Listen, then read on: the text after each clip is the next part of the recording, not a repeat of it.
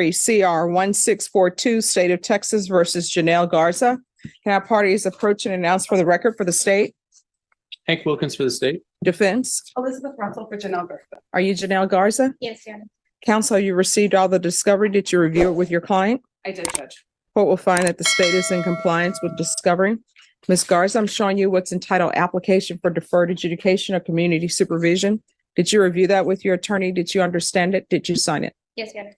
Showing you what's entitled True Bill of Indictment. Did you review that with your attorney? Did you understand it? Yes, Counsel, do you waive the reading of the indictment? we do, Judge. State, are you proceeding on the indictment as presented? Yes, Your Honor. All right. Ms. Garza, I'm showing you what's entitled Court Admonishments. Did you review that with your attorney? Did you understand it? Yes, Your Honor. And did you sign it in all the appropriate places? Yes, Your Do you understand you're charged with the offense of unauthorized use of a vehicle? That's a state jail felony. The range of punishment is anywhere from 180 days up to 2 years in the state jail facility and up to a $10,000 fine. Yes. After reviewing state's exhibits 1 and attachments, the court will find there is sufficient evidence to find you guilty.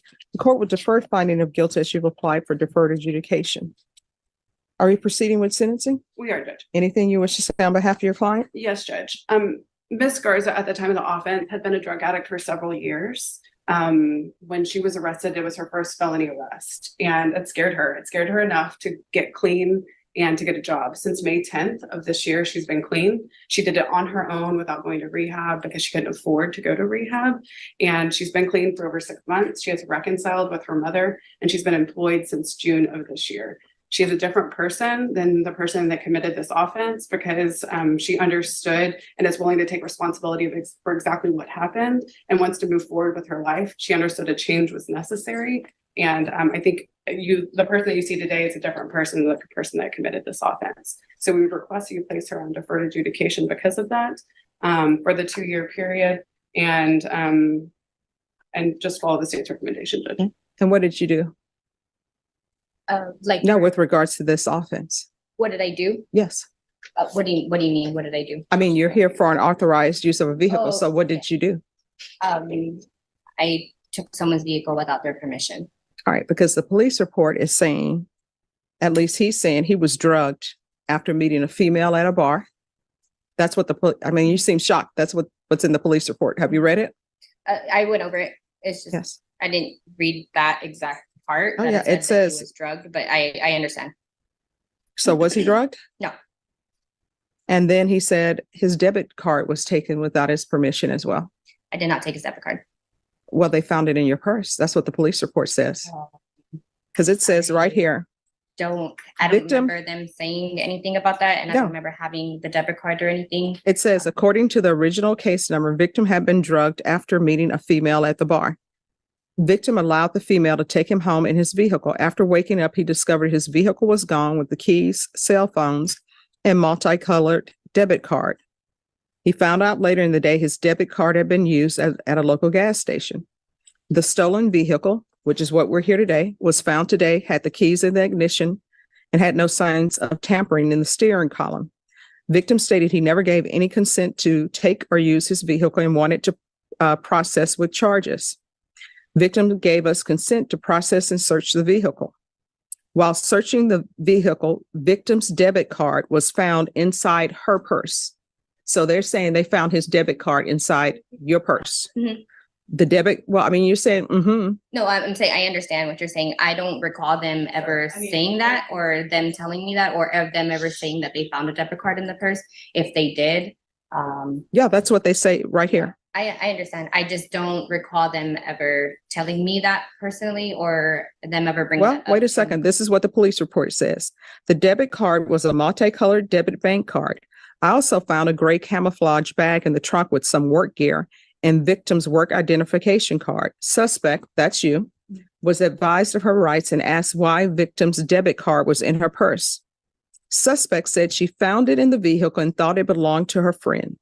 The bag in the trunk, she said, was already there. She said she didn't know the vehicle was stolen. So the debit card was found in your purse. Mm. When you're drug tested today, what are the results going to be? I'll be clean. All right, so we'll do a drug test today, then I'll come back with sentencing. Back on the record in 2023, CR 1642, State versus Janelle Garza.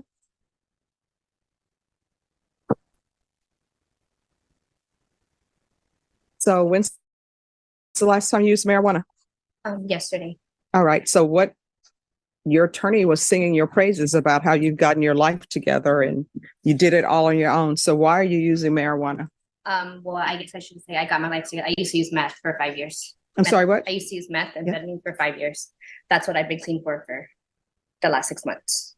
But marijuana is illegal here in Texas. So why are you using marijuana? It just helps me with my anxiety. That's basically it. All right.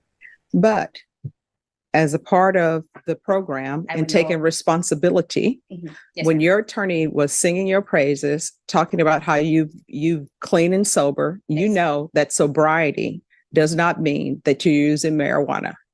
You should have stopped her and said, wait a minute. Let me tell you something. But you didn't. You waited till you got caught. I mean, You did. that's your opinion, yes. And No, that's true.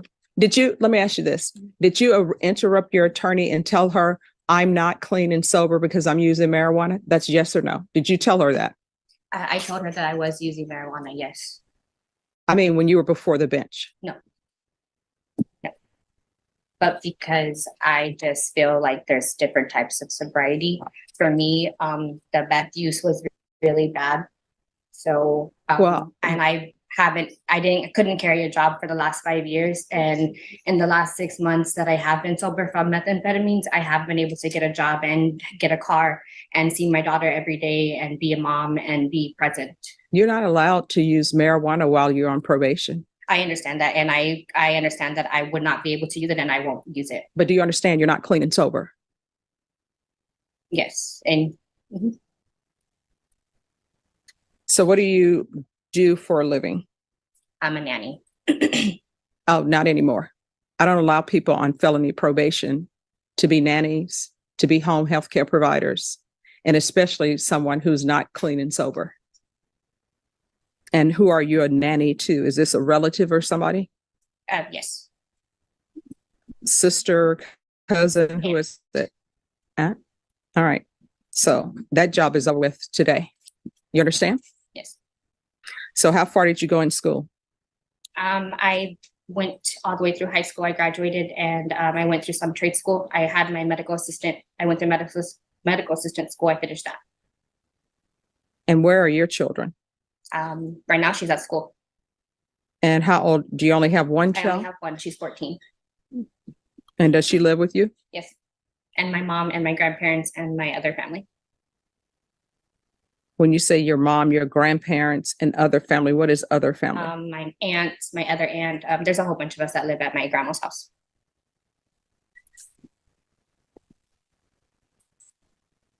All right. This is what the court is going to do. Are there any other questions? No, Your Honor. All right. There's a $500 fine that will be probated. 3 years deferred adjudication. Going to do a TAP evaluation, follow recommendations. If they recommend inpatient treatment, we'll start with intensive outpatient treatment. There's going to be 90 sober meetings in 90 days. I'm going to want her tested for levels. If the marijuana levels go up, then we're going to address that. Yes. There is going to be the UA hotline.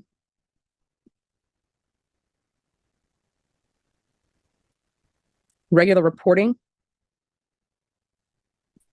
by Zoom or in person.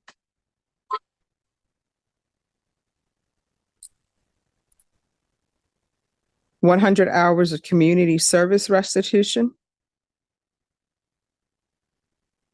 Parenting classes. Once she completes parenting classes, 50 of those hours will be deemed to be satisfied. You're either going to get a higher level education or either you're going to complete trade school or whatever you're going to do. That's going to be required. And once that's completed, then the remaining of the community service will be deemed to be satisfied. Proof of employment.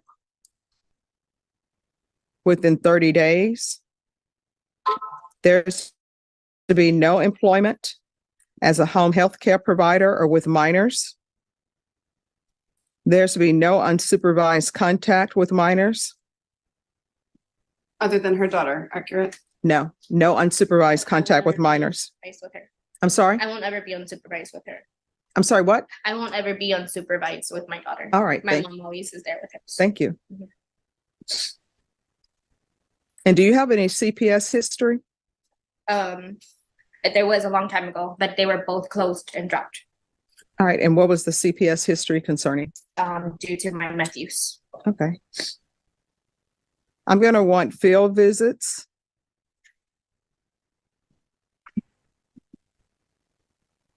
One time per month for 3 months. And if there are no issues,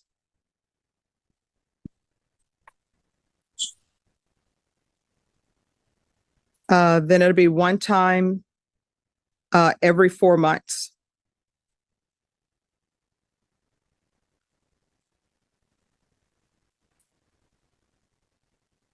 Restitution, if any, and no contact with Josiah Hernandez and counsel. If there is restitution that's determined by probation and you think it's inappropriate, you can come back for a hearing. Judge, I do think we're gonna need a hearing. They've submitted numbers to restitution that we believe is inappropriate. Okay. All right. And probation, is there anything else she needs? Your Honor, I apologize. He said restitution if any and no contact with Josiah Hernandez. Yes. And it's Josiah. Thank you, Judge. Nothing else, Judge. Is there anything you need from the court to be successful? No, Your Honor. All right. What began as a routine request for deferred adjudication quickly became a test of honesty. Janelle's attorney described a woman who had escaped years of meth addiction, rebuilt her relationship with her family, found employment, and remained clean for 6 months. But one direct question from Judge Boyd changed the entire hearing. When was the last time she used marijuana? Her answer was yesterday. For the judge, the problem was not only the drug use. It was that she allowed the court to believe she was completely clean and sober until she was confronted. And when the judge learned she worked as a nanny, the consequences became immediate. That job ended on the spot. She avoided an immediate state jail sentence, but received 3 years of deferred adjudication, treatment requirements, frequent testing, sober meetings, community service, education requirements, employment restrictions, and field visits. Do you think Judge Boyd's conditions were fair, or did the court go too far?